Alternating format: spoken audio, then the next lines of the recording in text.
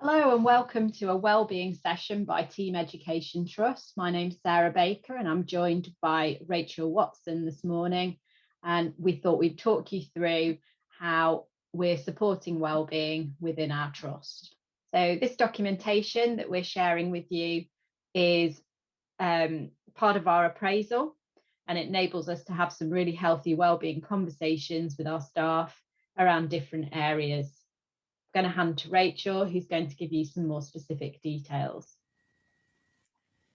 So for us at T.E.A.M Education Trust, we felt it was really important to have a focus around wellbeing, but to actually make it clear to staff that wellbeing isn't something that's just done to you. It's something that you have to have an active involvement in. So as part of our appraisals, all staff are encouraged to think about how they do the following things. So it's how they support the people around them. Do they offer a great source of support to others? It's about holding out a helping hand. So there's times when we all need help, and we encourage our staff to make sure that they are the kind of person that does that. We recognise that being active is really beneficial to supporting wellbeing. So especially during the periods of lockdown, we've been encouraging our staff to find ways of being active. We also encourage our staff to think about how self-aware they are, focusing on themselves and their actions, thoughts and emotions, and in making sure that at all times they can align those with their internal standards. We encourage our staff to think positively, and obviously in the pandemic that's potentially been difficult at times. We've also, during the pandemic, converted to a trust, and therefore there has been lots of change. But we've encouraged our staff to find the positives in the situations, and I think that's really helped us all. We've encouraged our staff to try something new. Lots of them, as part of lockdown, have taken on potentially new indoor activities and things, but they are all being encouraged to try something new. It's also about them thinking how we feel good about the future, so looking forward to when hopefully we find a new normal.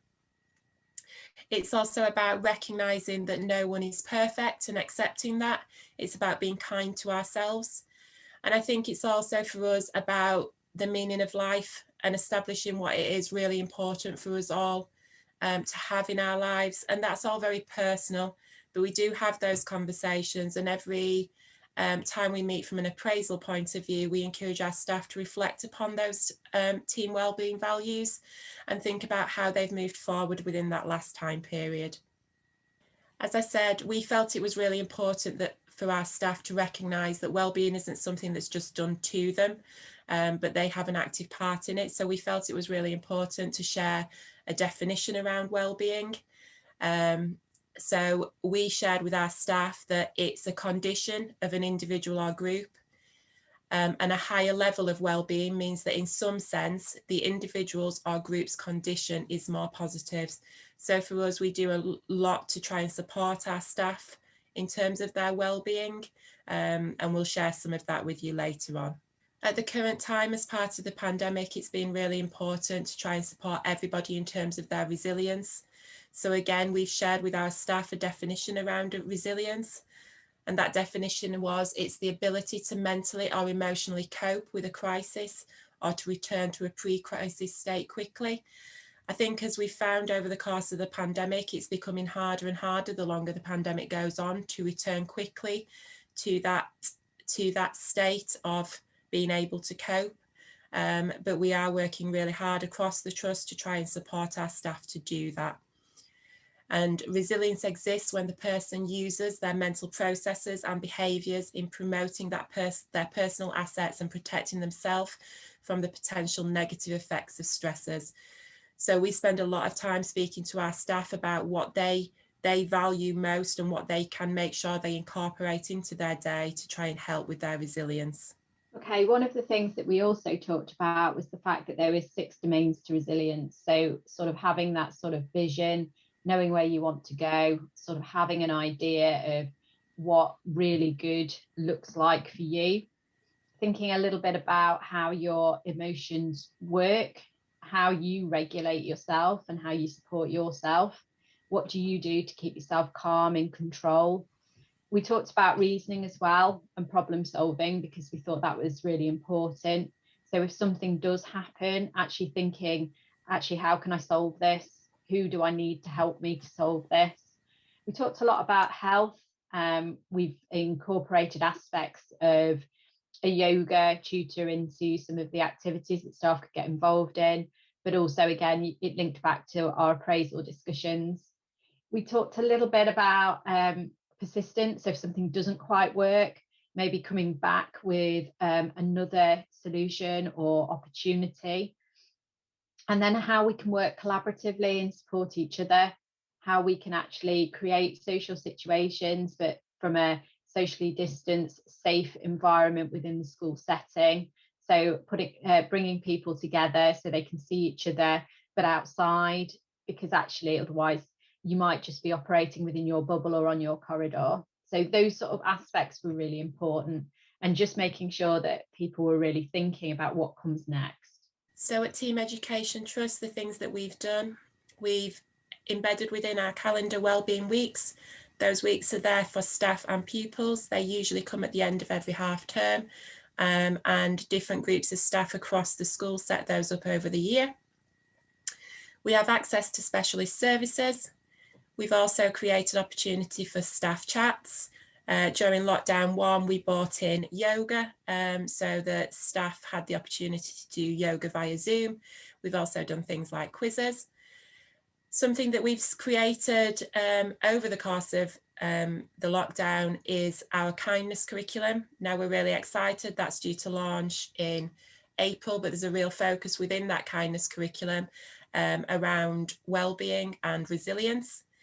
We've also done lots of staff questionnaires, and we've got panels with solution-focused outcomes. We've also spent time doing staff briefings. Initially, they started off daily. As time's gone on, they've moved to kind of twice weekly and are now sat at weekly. Initially, they came out in a paper format, but following staff feedback, they're now done via Zoom, so that staff can have that chance to actually see each other. And we've also made sure that we have a number of staff within the building that are mental health first aiders, and they're there to act as buddies to support our staff and our students as needed. And just to add to that, we have an early help manager as well who supports across our trust and does work with families. So we do make sure that any of the children we're supporting within the building that need that extra support actually also get family support as well. We thought it was also important that as senior staff in the trust, we were familiar with a range of additional reading materials so that we could then support staff with our other ideas, but also maybe signpost them. I regularly have discussions with staff about developing their habits and routines.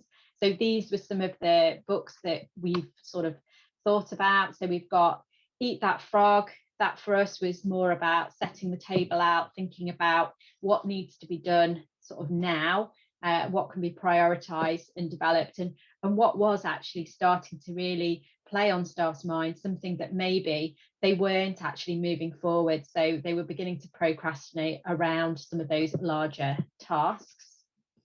The Teacher Wellbeing and Self-Care book, I listened to a really interesting podcast, and in there, they talked about how this book would be really valuable if you actually use the activities within it.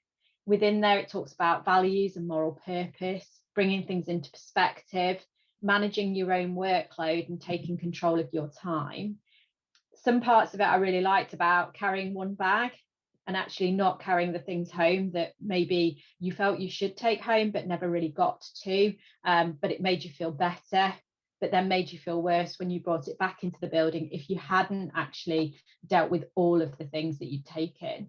So just thinking really carefully about what time you do have and how you use it.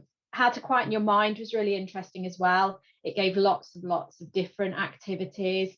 It gave us an opportunity just to open it up and see what was inside, see what you could share with staff. Some of those were just quotes. Others were actually activities to do with mindfulness and supporting with giving yourself some opportunities to reflect.